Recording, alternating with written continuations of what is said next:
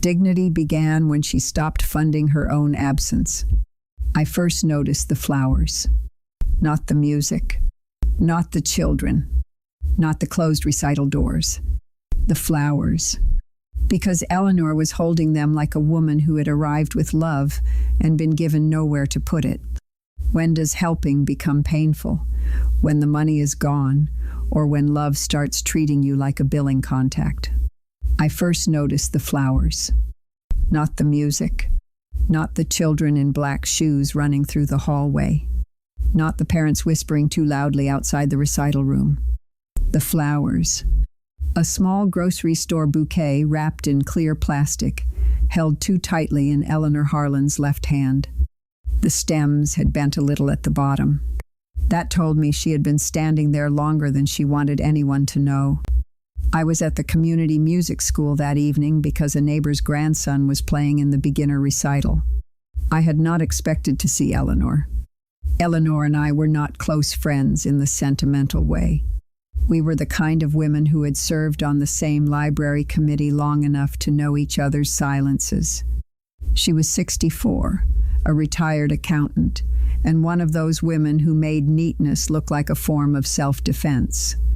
Her coat was buttoned straight. Her purse was closed. Her lipstick had not moved, but the bouquet was sweating in her hand. That was the only part of her that told the truth first. "Eleanor?" I said. She turned. For a second, her face did what older women's faces often do when they are caught needing something. It became polite before it became honest.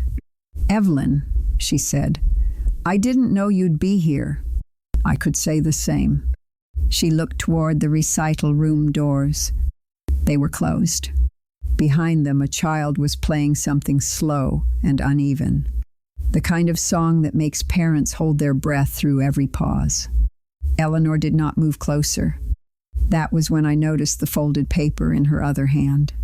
Not a ticket. Not a program. A receipt. Folded once. Then folded again. People do that when they are trying to make a paper smaller than what it means. I asked, "Are you here for someone?" She looked at the doors again. "My granddaughter." Then, after a pause, "If that is still what I'm allowed to call her in public."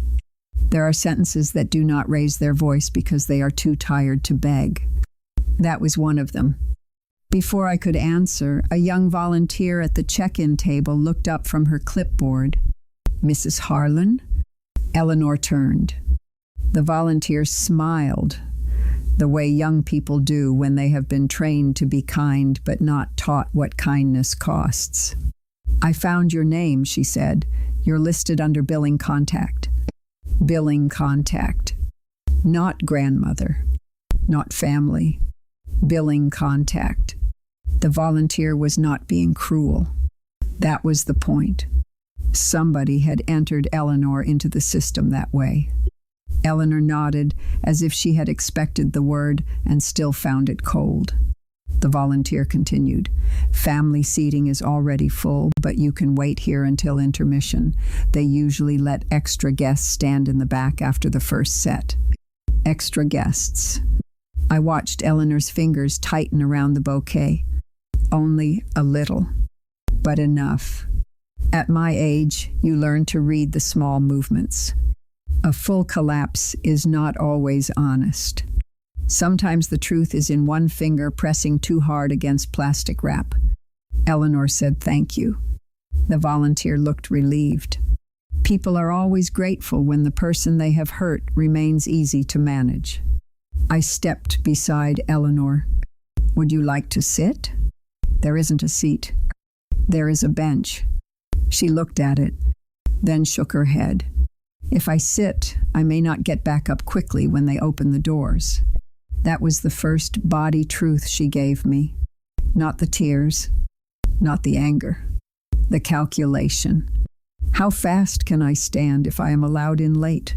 Humiliation has a way of making the knees older before the face agrees.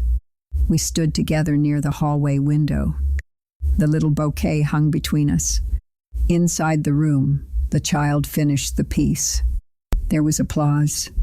Eleanor closed her eyes. Not long, just long enough to miss the first sound of clapping. Clara is third, she said. She did not say, I paid for Clara's lessons. She did not say, I should be inside. She did not say, my son should have told me. She only said, Clara is third.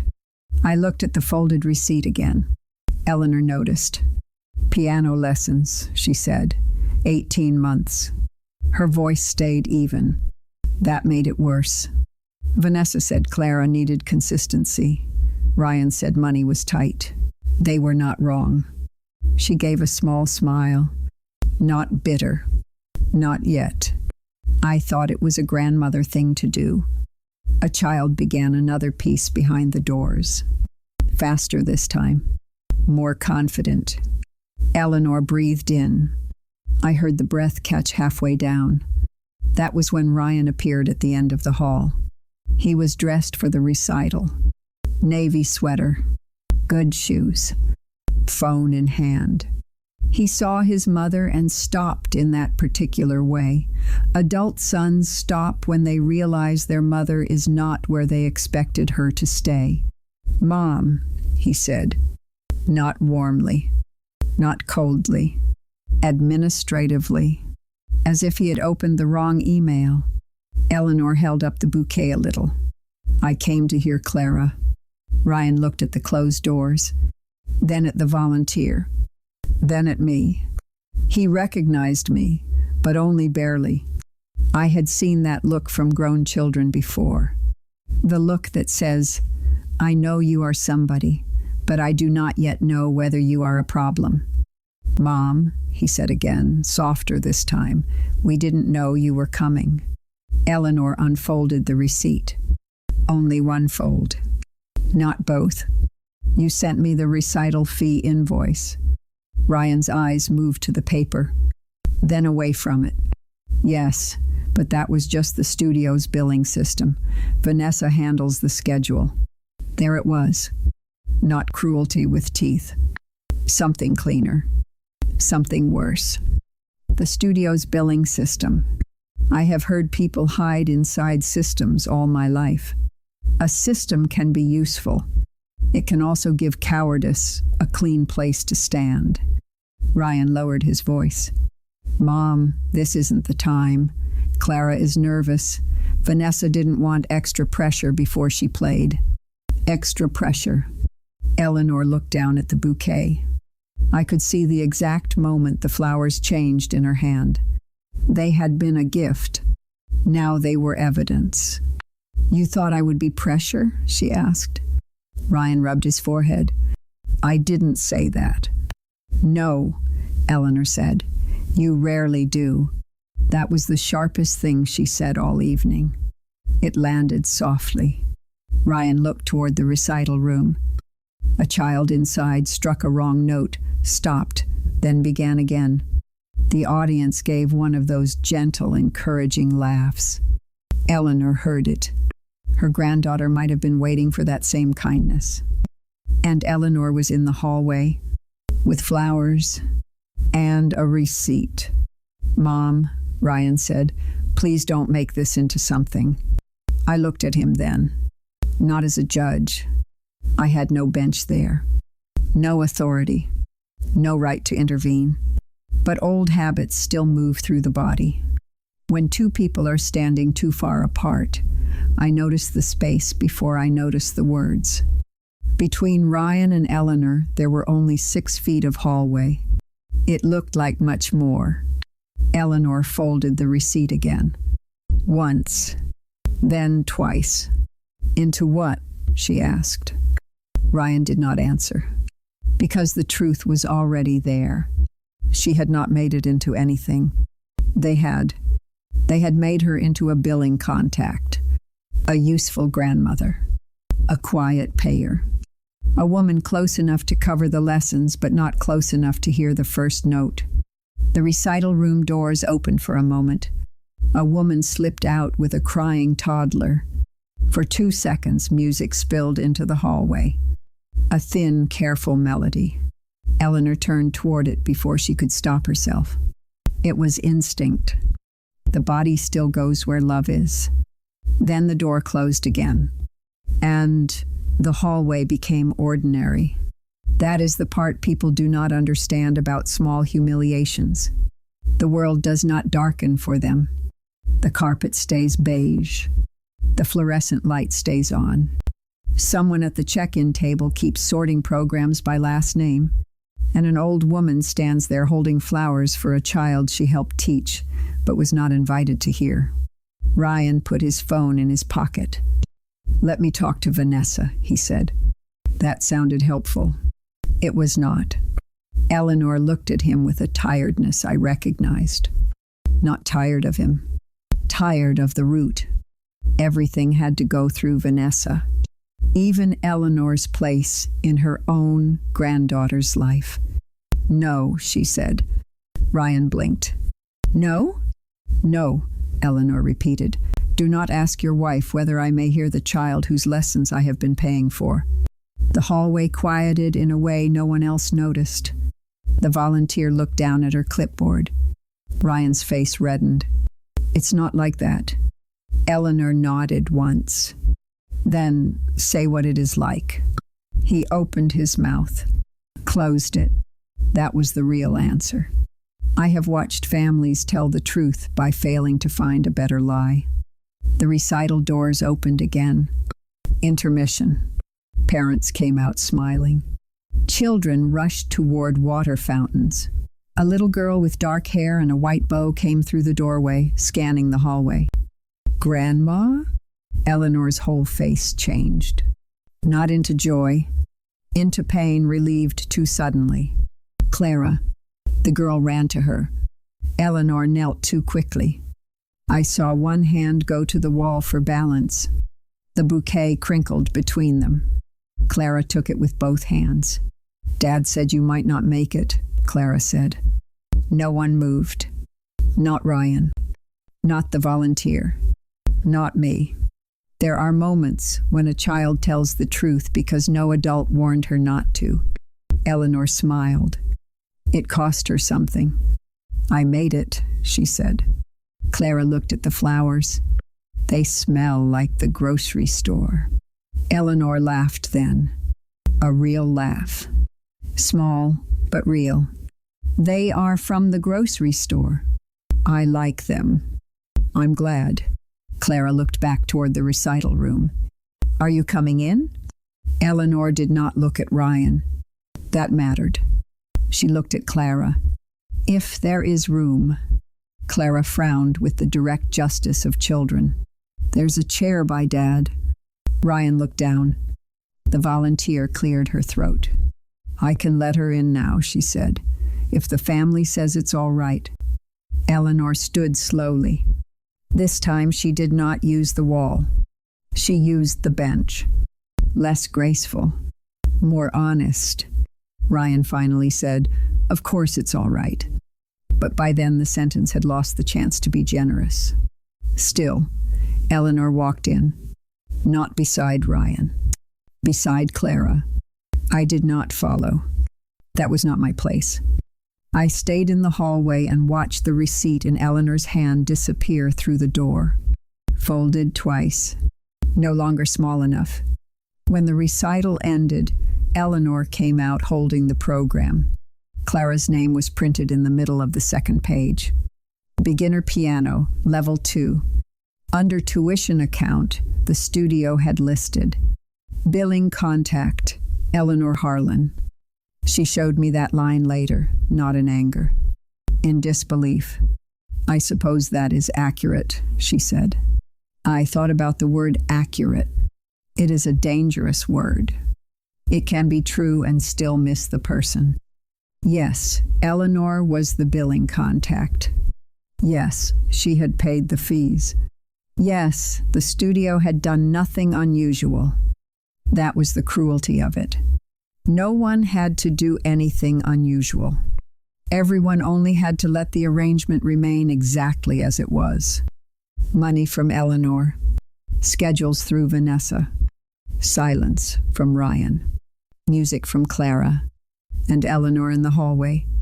A few days later, Eleanor invited me to her kitchen. This time, there were no flowers, no program, only the green folder on the table. She opened it with the same care she had used on the folded receipt. There were no dramatic totals, no red circles, no revenge list, just dates, lessons, recital fees, registration, books, a small line for a metronome, another for a pair of black shoes. She touched that line with one finger. She said Clara needed them for the recital. Her voice did not break. It flattened. That was how I knew the break had already happened. "These are not just payments," Eleanor said. "I know." "No," she said. "I don't think they do." She looked at the folder. "I thought I was buying her music." Then she looked toward the window. "I may have been buying my way around a closed door." That sentence stayed with me. Not because it was polished, because it was not. It had the uneven edge of something pulled out of a person before it was ready. I felt my thumb find the worn seam of my purse. There had been years when I wrote checks because writing them was easier than asking why my own house felt so quiet. Other people's stories are dangerous when you listen honestly. They begin to recognize you. "What will you do?" I asked. Eleanor closed the folder. "I will pay for the next month." I waited. "And then?" I asked. "And then I will ask Clara if she wants me at one lesson." That surprised me. It should not have. Eleanor was not trying to punish a child. She was trying to find the living relationship under the billing arrangement. "If she wants me there," Eleanor said, "I will pay the teacher directly for the lesson I attend." She gave a small smile. "Accountants like clean categories." I smiled too. "And if she doesn't? Then I will stop paying for music I am only allowed to hear through doors." There it was. No revenge. No announcement. No family-wide speech. Just a line drawn where money had been pretending to be closeness. That evening, Ryan called her. She told me later he sounded tired. Not cruel. Tired. "Mom, Vanessa thinks you're making this about money." Eleanor said, "No, I am making it about access." He said, "It's just hard to coordinate everything." She said, "Then stop coordinating me out." That was all. She did not raise her voice. She did not remind him of every check. She did not say what he deserved. People often think dignity arrives loudly. It often does not.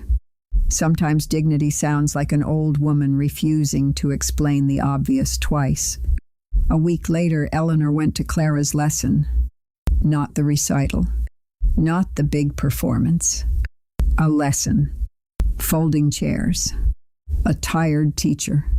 A little room that smelled faintly of carpet cleaner and old sheet music. Clara played 8 measures and stopped. "I messed up," she said. Eleanor, sitting in the back, said, "So begin again." The teacher looked at her. Clara began again. That was the moment Eleanor wanted. Not applause. Not a family seat. Not a public apology. A place inside the music while it was still being learned. Afterward, Clara ran to her and asked if the grocery store flowers had really been cheap. Eleanor said yes. Clara said, "Good, then you can bring them again." When Eleanor told me that, she laughed. Not all wounds close. Some only stop bleeding in public. Months later, I found myself looking at my own bank folder. Automatic transfers. Birthday checks. Little subscriptions I kept paying because stopping them would require a conversation I did not want to have. I did not change anything that night. I only sat there with my hand on the first page and asked myself a question I did not enjoy. Which of these payments were love? And which were a quieter way of not being asked to come closer? I thought of Eleanor in that hallway. The bouquet. The folded receipt. The word billing, where grandmother should have been. A family does not always erase a person by taking their house.